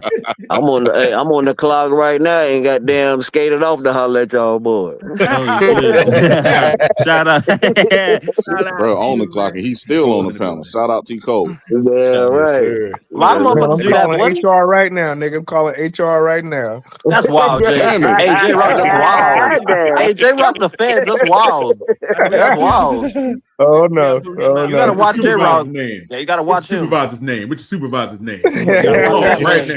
Hey, you know that third shift game, baby. We one team, one sound. That be that one employee sneaking behind the corner. All third shifts be thugging. I know about that third. Hey, that'd be like one employee that be sneaking behind the corner of the desk, be like, "Oh yeah, hey, that man doing wrong." Be on the phone with the supervisor while watching the whole. Yeah. Hey, we get ready you quick. Hey, Tico, I want to ask you a question, man. What's your thoughts on? Well, first and foremost, I had a debate today with King Dragon. He told me at first that I had the stupidest take on Twitter, and then me and him kind of sparsed it out. I think we're kind of close to the same thought process right now. He's holding on to this 1% that Xavier Legette has gotten better at. But I want to ask you a question. Is getting better. Well, that's that hasn't been seen yet, sir. It's the we'll see it week one. We'll see it week one. I doubt it. T. Cole, let me ask you a question, man. From what you've seen from Chris Brazzell so far, are you impressed? Is the comp that I made that he is Megatron-ish? Is that being validated right from what is that being validated from what you've seen so far in training camp? Bro, Megatron's a Hall of Famer. Well, from what I've seen from right now, I like what we have. I wouldn't go as far as to call him Megatron right now, PPP. Thank you, sir. That's crazy. But no, that's Prime jumping out the window again. the upside is definitely the upside is definitely there. The upside is definitely there. I would like him to get, a little bit more meat on his bones, but Randy didn't have a lot of meat on his bones either, and that's more of my comp that he could be, you know what I'm saying? So as long as he can stay healthy, I feel like his attributes and his what he can do on the field would translate. So yeah, I think we got a nice problem on our hands with this receiver. How it's gonna shake out. Okay. See how optimistic T. Cole is. How optimistic and wonderful his attitude is about this squad. I love it, T. Cole. That's what it's supposed to be, baby. I think you're trying to throw a straight shot at me for that, Quantum. By making a statement. See, you gotta know how to get it out of Bloody. You gotta know how to get the. You gotta know how to reach Bloody. I know how to reach Bloody. If you have a logical, hold on. If you have a logical conversation with him, because I know about all the variables, man. I know about all the variables in the context that go into this shit. And before the pads ain't came on yet, and we don't know be on tomorrow, Chico, and who gonna goddamn emerge. So right now we just speculating until they got, you know what I'm saying, until they put that shit on the field. So that's why I'm kind of in the situation too, where like younger guys that got drafted later. And younger guys are not going to get the opportunity before the vets. Right. So it's all so that's what I was saying about last year. Just like how Jimmy Horn was active, he was a healthy scratch for a while before Hunter got released. Goddamn, Thielen got traded. Coker got hurt. D Moore got hurt. That's what we started seeing in Horn. So I feel like we probably will see somebody like Mechie and David Moore and somebody, and then Horn may be inactive again if he make the squad. But I just know that they like to get those veterans. They like to get those veterans that got their first right of refusal a lot of the time, and then see how it shake out over the first few weeks. See, I don't like that, me personally, and I want to I guess propose this question to everybody here because I've been here for a while, like watching draft picks and stuff come and go. Like, do you think that the Panthers are actually good at keeping and developing the talent that they draft?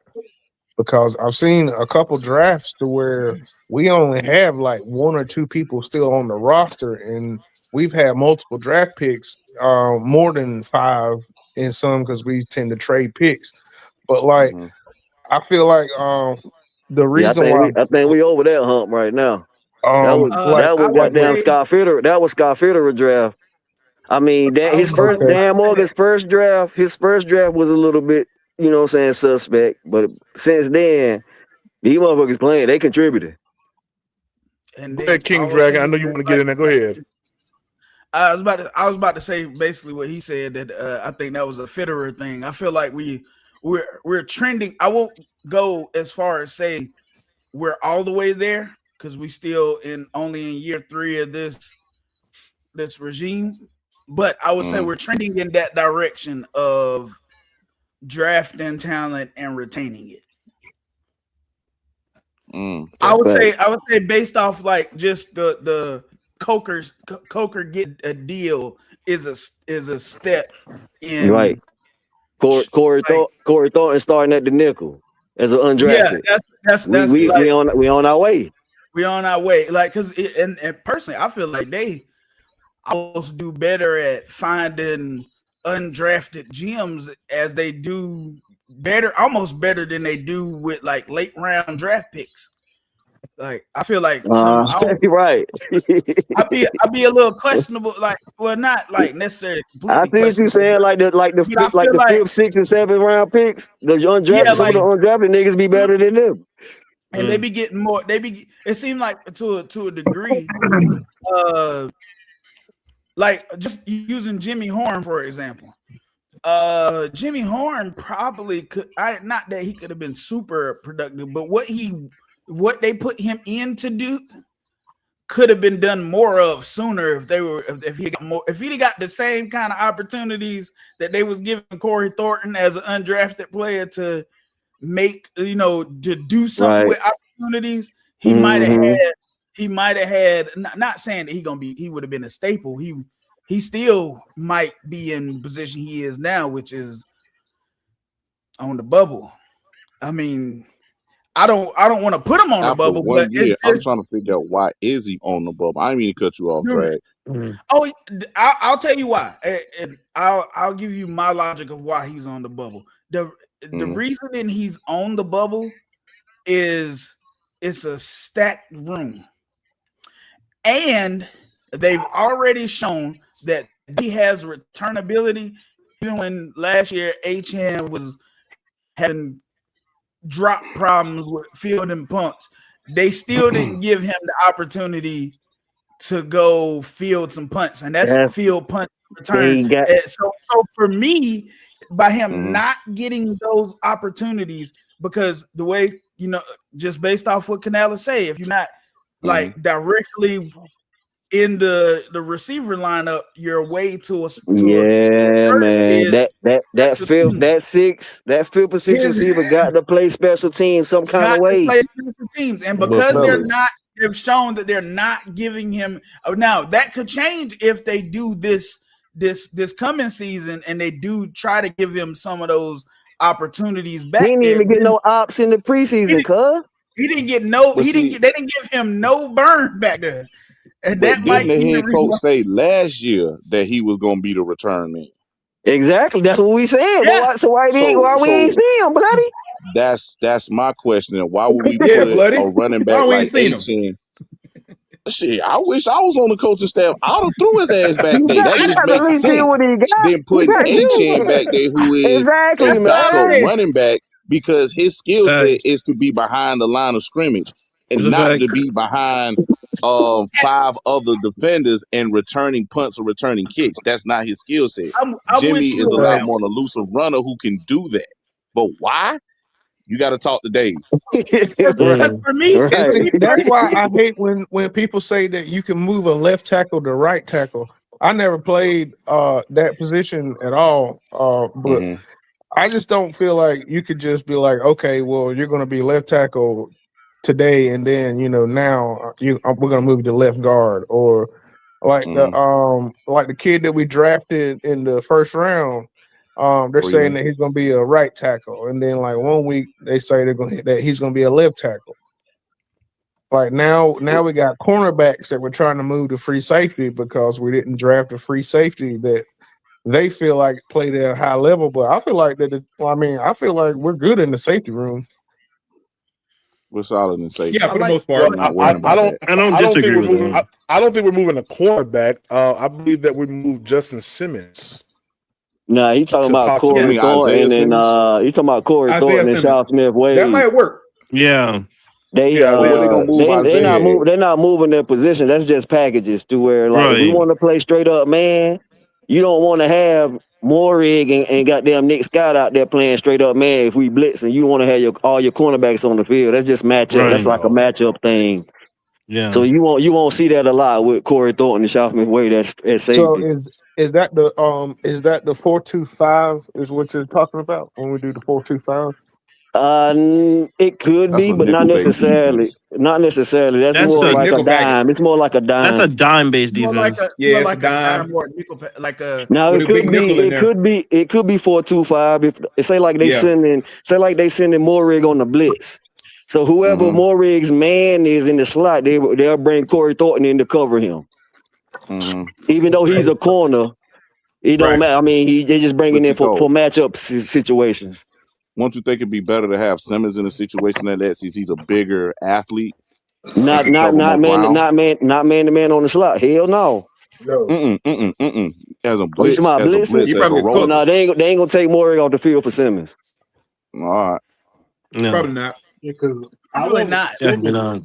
I see what you're saying as far as about his ability, but Morrig gonna be the guy. He getting the money. The only reason why I said that because that's how we use them, you know what I'm saying, in the real Death Valley, and also that's how LSU was able to use Harold Perkins, just make him a roller to see ball. But you know what, Bloody? His athletic ability.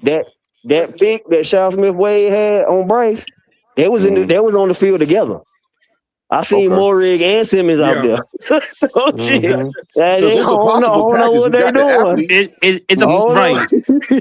I mean, you got the pieces to where you can mix and match the guys. Like, I mean, there's so many different skill sets to where you could use into these packages based off dime, nickel, big nickel, or 4-2-5, or if you decided to go with the base 3-4. I think the only problem with that is small box. I don't know if box. My fault. I don't. Light box, there you go. I was about to say the only thing. Now I agree with everybody saying that we got the skill sets to do it. My only pushback to that is, Lil Bill sometimes act like he's scared to use people with multiple skill sets. Oh, are you talking about fucking Evero? Fucking Evero. I was about to say it was Lil Bill, but okay, that's a good one. I like that one. That was great. That's funny, Dragon. That's funny. He had like if you got multiple, if he can't define your spot, he seems to struggle with mixing, like, because you take it back to Chin. Not saying that Chin was great, but he did have multiple skill sets, and he smooth, took that man completely off the field, turned that man into a gunner. But he only had Chin for like 1 year, though, right? Yeah, but like one season. That's still. I think it was 2 seasons. Was it 2? I thought it was 1. Hey, Quantum, you seen what Phil Snow did with him, though, don't you? Oh yeah, Phil Snow had him cooking. So he was making plays all over the field. And now he got more rig cooking. So how come he couldn't do that with Chin? I don't know. See, like that's my thing. When I look at Chin with your boy, and then I look at Morrig, I'm like, so what the fuck was Chin problem? I think it was more a Chin problem than it was Evero. It could be. You sure they couldn't be that ego thing? I heard stories about Chin. I'm gonna leave it at that. Remember, Ron always had a hard time starting rookies too. What's up, Remember- BBB? Hey, to each his own. There's stories out there about Chin. I'm gonna leave it at that. Oh, I don't. fellas, I'm about to go ahead and shut it down. I gotta call the missus. So man, we see you fall asleep twice. Man, turn your camera off and then keep the live going, man. All you gotta do man. is, hey, PB, sit up straight, leave the shades on, you can go to sleep like Weekend at Bernie's. We'll never know you sleep. Man, he was already asleep early. He was already asleep early. Quantum, he actually did that as we were talking. We were talking, and that dude. I know. I said that's what I'm saying. He went to sleep early. He about to go to sleep. He was just straight face. Hey yo, look. He was just like that, right there. He was just like that, and looking like right there, just straight face, looking like that. His head was not down. He was just looking straight at the camera. Put on some of that. Put on some of that Trick Daddy or Uncle Luke. Nah, just put on that rose. That's Miami stuff, right? That's Miami stuff. That's Miami stuff. A comp fritter and some grape soda. That's all he needs. Right. Oh shit. Well, fellas, Big Ty said you ain't going no way, PPP. Oh, you stupid. Yeah, I actually am. I got to get prepared tomorrow. I have a lot I got to take care of. I'm actually dropping a video about Xavier Legette in the morning. That's going to be very, very interesting. Oh boy, here we go. Oh boy. Hey yo, Dragon. Oh boy. Dragon. Also, dude, you're pretty cool. Hang out with the group as much as you can, but you look like you could make some ribs though. Like, you know what I'm saying? Yeah. What's your cookout game like, bro? What's your cookout game like? I do a little something. Like he should be on the Food Network. I ain't even gonna lie to you. I do some good ribs though. Hey man, $10 get Freddie Bob. Hey, I'm gonna holler at y'all, man. Oh man, really? Really? Ain't no. Oh, all right. We out, y'all. Y'all have a good night, man. Yes, sir. Y'all be good, baby boy. IBBB. All right. Have a good night. Be good, gents.